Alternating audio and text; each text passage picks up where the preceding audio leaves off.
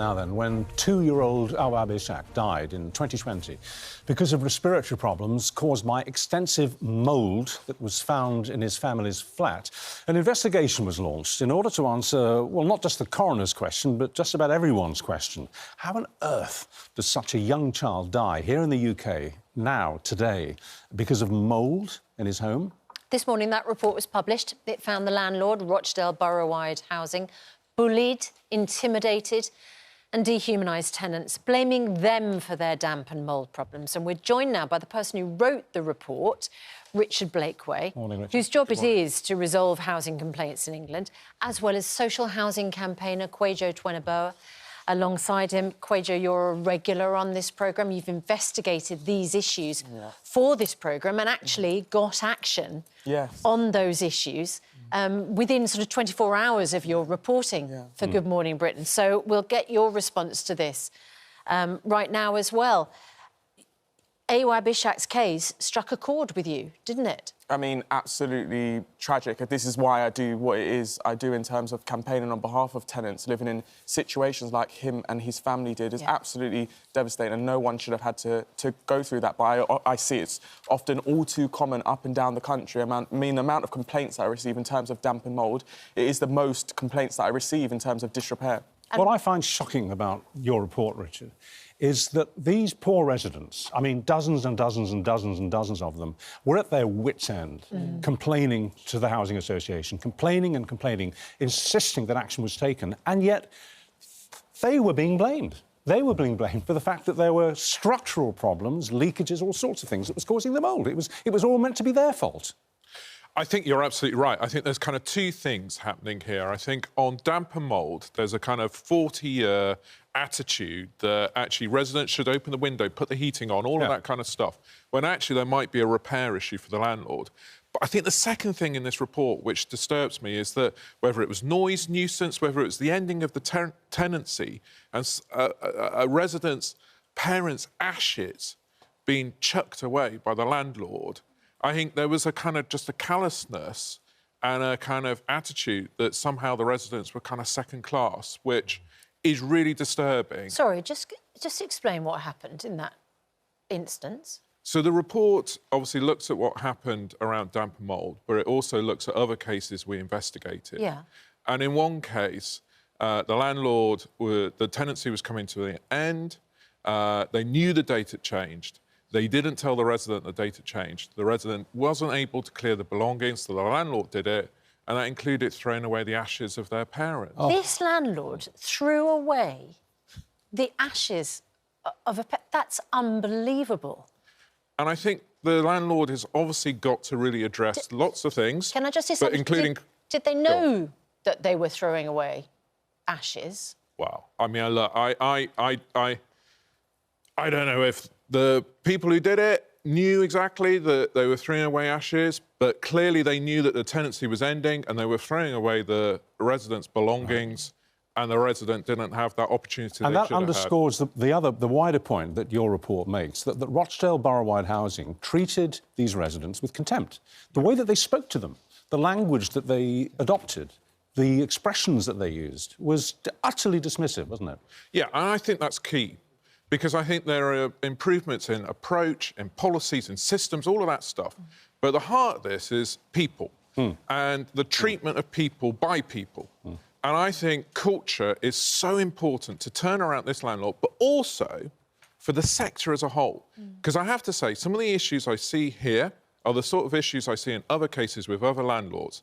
And I think landlords need to do a deep dive into the culture. They need to turn over the stone, because derogatory, dismissive, stigmatising language, which is sometimes used, and those attitudes, is abhorrent and needs to change. Right. Kwejo, in this case, this little 2-year-old boy who died in December 2020, his father had complained to Rochdale about the mould 3 years previously. So for 3 years he was complaining. Then in June, his father was so frustrated he actually instructed solicitors. He got to the point, 3 years later, he didn't know what else to do other than call in legal representation And then 6, 7 months later, his son dies. I mean, it's disgusting. When you listen to the Ombudsman explain what went wrong, what do you think we need to do to put it right? I mean, in this case, it was a prime example of discrimination within housing against tenants. I think there is, whether you want to say it's covert or overt racism when it comes to tenants too, especially in this situation, because we talk about ritual bathing. Ritual bathing isn't a thing, but to blame tenants for that because of their background and where they're from, I think it's completely unacceptable. Was that the case in this case? In terms of I believe it was, where they mentioned, they spoke about what's causing the damp and mould. I don't know. Correct. Yeah. So the family... Sorry, so just establish, Richard, the family were told that part of the reason for mould was because they were doing a ritual called ritual bathing. A religious... That's right. And were they, and was it contributing? And even if that was the case, how come it took 3 years to fix the problem? I'm still not sure whether I'm clear about why Rochdale took 3 years to fix the problem and didn't fix it, and a 2-year-old died. So the report includes interviews with staff after Awab's death, and there's lots of comments there made by the staff, which we quote in the report, that refer to ritual bathing, lifestyles, cooking, all of this kind of stuff. There's tenant blaming. How dare you stuff. have a bath and cook? Yeah, and I think it's deeply disturbing. And then the actions by the landlord following Awab's death were wholly inadequate to then establish whether or not other properties may be experiencing I've got a damp and mould. quote for you there from your report.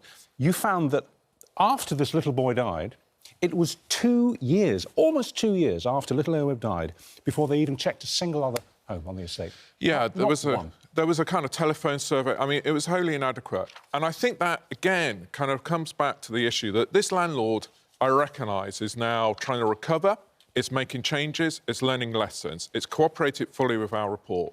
So those are positive steps. But I think there's lessons... You really think they've turned over a new leaf? I think there is a long way to go to get the culture right. So that's a no? I think they're on a journey. Okay. But I think there's other landlords that need to look at this and think, do these lessons apply to us? Could this happen in our organisation?